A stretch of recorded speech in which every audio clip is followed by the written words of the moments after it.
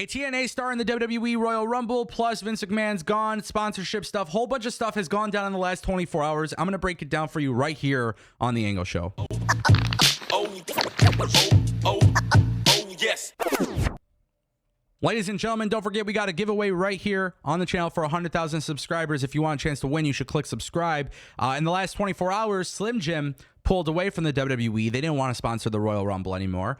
Just a couple hours later, Vince McMahon resigned from WWE TKO as the executive chairman of the company. And now today, Slim Jim is back promoting the Royal Rumble, being a sponsor of the Royal Rumble.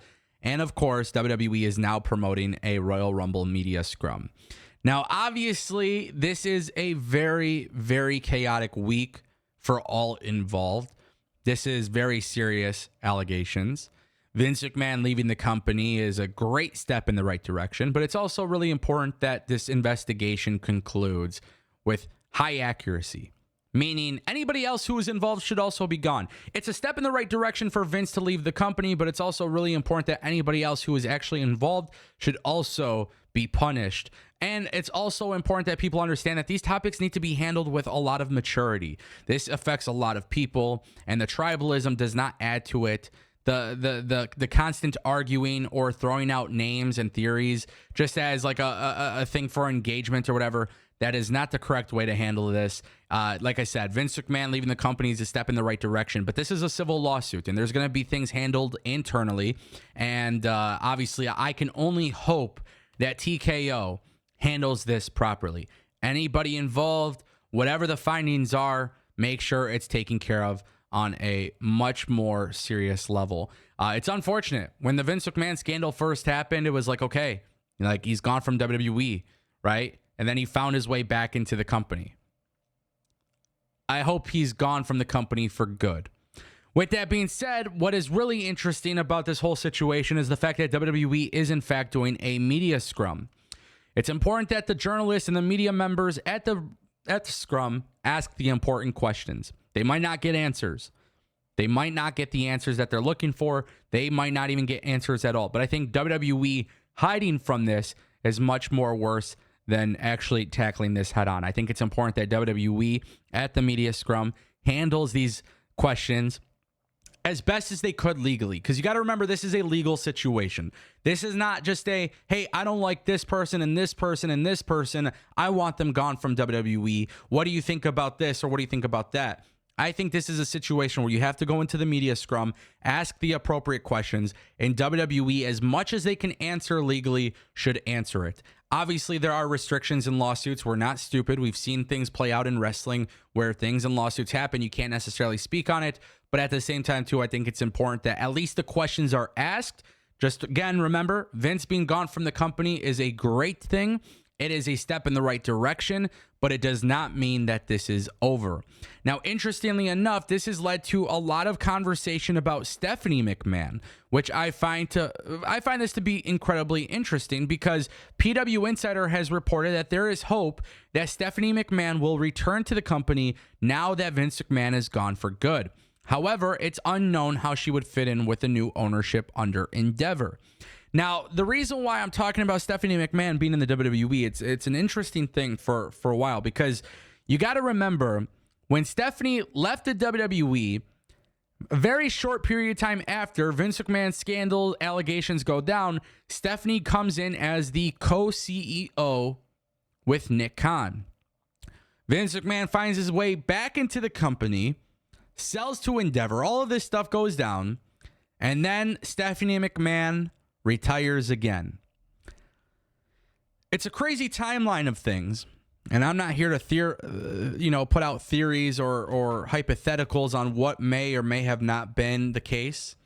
But what I can say is that there had been a lot of talk about Stephanie McMahon and the morale in this company under the leadership of Stephanie and Nick Khan.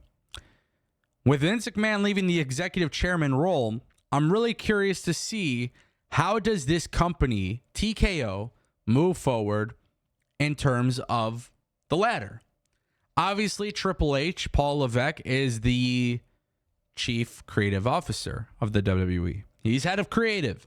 Nick Khan is the president and CEO. Vince McMahon was the executive chairman of the company.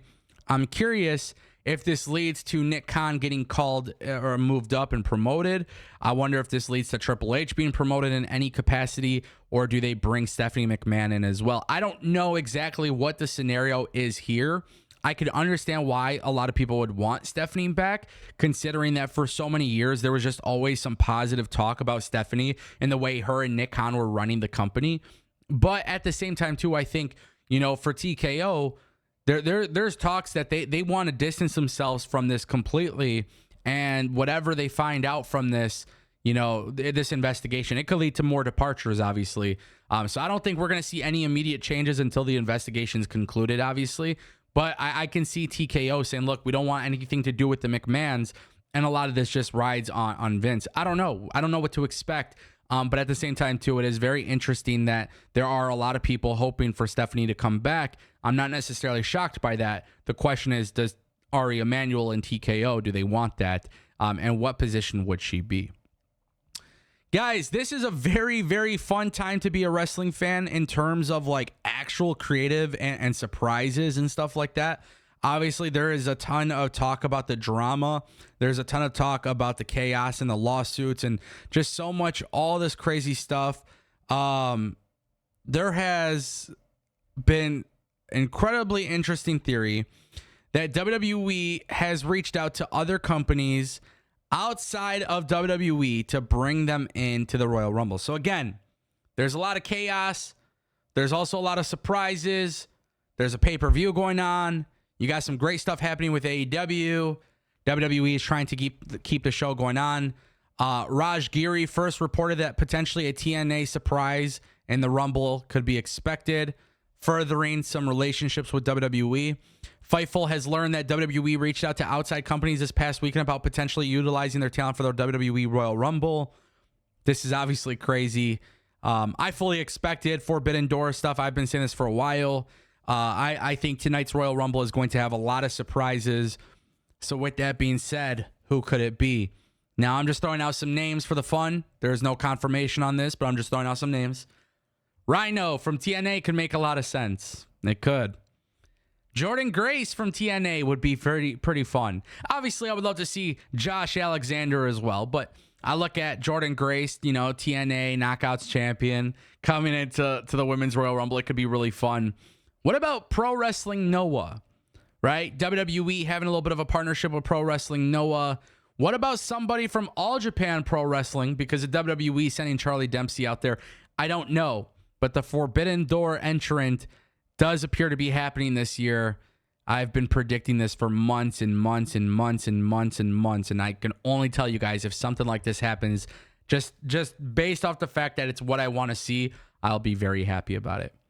With that being said, guys, ladies and gentlemen, the Royal Rumble is tonight. I'm excited about it. A lot of big things happening. Also, Collision is going to have some great stuff too. So if you're a fan of wrestling, there should definitely be some good stuff tonight.